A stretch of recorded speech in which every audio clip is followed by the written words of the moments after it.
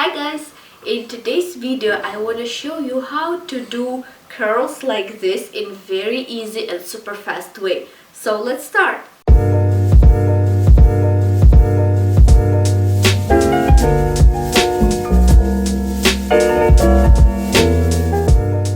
To wash my hair, I use shampoo called Inecto with chia seeds components.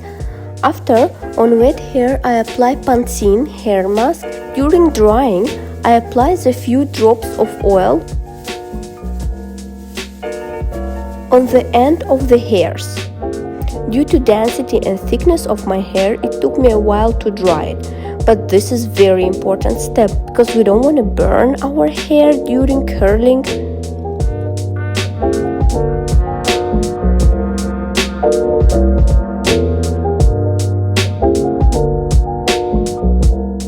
Let's brush and then divide our hair into two parts.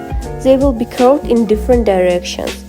Take quite big piece of hair so your curls will have good volume.